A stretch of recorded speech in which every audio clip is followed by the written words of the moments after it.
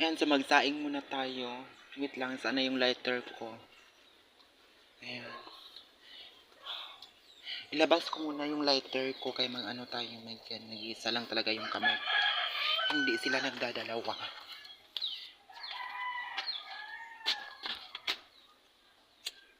Diba? Sign na yung ano ko. Kasi magkape muna tayo bago tayo mag-online. Bago tayo mag-Facebook, mag-YouTube, is nakapagpakulo na tayo ng tubig. Ganito yung buhay namin dito, guys. Ito, ayan. Yan, kailangan natin tawag sa amin is paamak. Paamak gida. Yan. Very simple ang mag